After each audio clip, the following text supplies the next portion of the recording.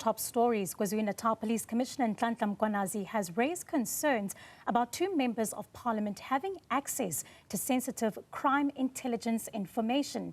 He spent a second day testifying at the hearing, looking into claims of alleged political interference in investigations. UKZN criminology lecturer Professor Nirmala Gopal joins us for more on today's testimony. Thank you so much for your time, Professor. I think first and foremost, let's look into the claims by the MPs. We know, of course, that this was sensitive information. They have denied interfering essentially with the police work, saying that this information was in the public domain. Does this justify essentially their efforts in what Mkwanazi says is in terms of interfering with the work of the police? Good evening, Veronica. Good evening to your viewers. No, absolutely not. I think unless they had an agenda or a motive for wanting to access that kind of information, why would they want it in their possession, especially knowing that it is sensitive information? And while saying that it is in the public domain, how many others would be interested in that kind of information unless you have a personal and a vested interest in it? So I think we've got to be very careful in terms of the kind of rebuttals we will experience from, politicians, etc., because this is a very,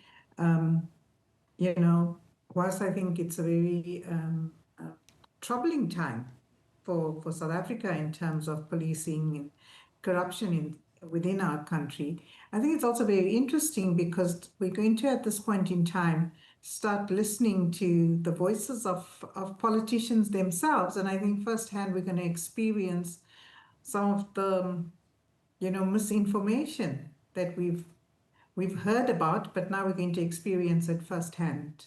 Yeah, and obviously this commission is looking into those interferences, and it's all about accountability. How do we hold MPs accountable for this, especially given the fact that one has to ask themselves, how could they have possibly legitimately gotten and gained access to this kind of classified information?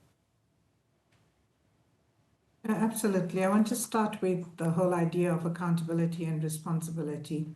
I think we, as you know, in South Africa, we've become so accustomed, we've actually normalized the fact that it's okay for MPs or politicians to perpetrate injustices, misconduct, etc., and be absolved at the same time. So I think holding them accountable is going to be so crucial to the future of our democracy. And of course, depending on what they are actually found to have violated, then internal processes within their spaces will have to be implemented to hold them accountable. But I think even more than that, it's time for us in the political space to dismiss. If it's necessary to dismiss, to get rid of the rot, then we need to do that. It's about time that we took a hardline approach. Because, and I heard this quite often by social media as well, that, what's good for the goose should be good for the gander as well. So ordinary citizens are exposed, have to, have to be held accountable in terms of laws, in terms of legislation, etc. So too must MPs. Yeah, certainly. And I want to bring in, of course, as we know, the police commissioner there, bringing in the big names in terms of Vusimusi Madlanga. These links to syndicates as well as those tender kingpins and politicians, essentially. We heard from the commissioner today that essentially Madlanga's vehicle envoy was upgraded to essentially law enforcement status, the blue lights and the works. How can someone pull this off, especially without a senior official at least blowing the whistle? So, Veronica, if you recall, years ago, we have had very similar scenarios play itself out.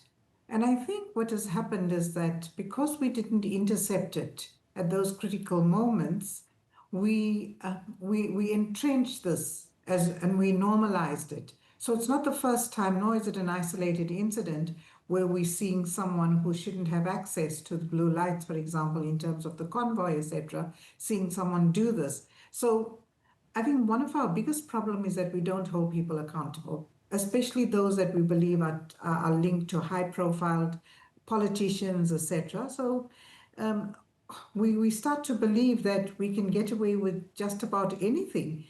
So I'm not surprised that he was able to pull this off. Actually, I'm absolutely not surprised. And I think if we had to poll the majority of South Africans, they too would reinforce or underscore what I am just saying, that they are not surprised that this happens in South Africa.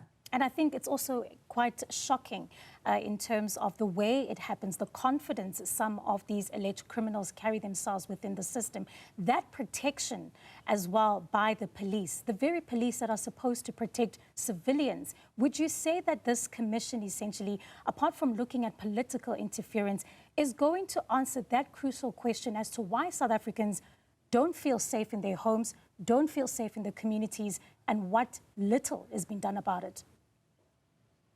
So, Veronica, let's hope that those are some of the kind of questions that they would be asking their witnesses, especially, because I think anecdotally, we already know that, and of course, through some research, we are aware that the majority of South Africans don't feel safe.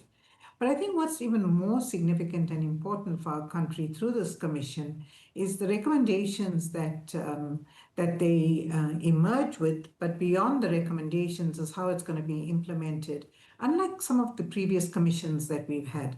So in order to rebuild the trust and the confidence that have already been eroded among South Africans, we need to restore that.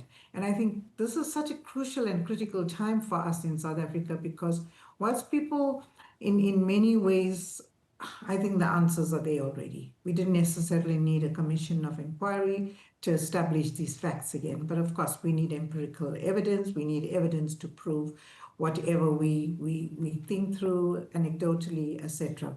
So importantly, yes, let us expose the rot, let us expose the misdemeanors, etc.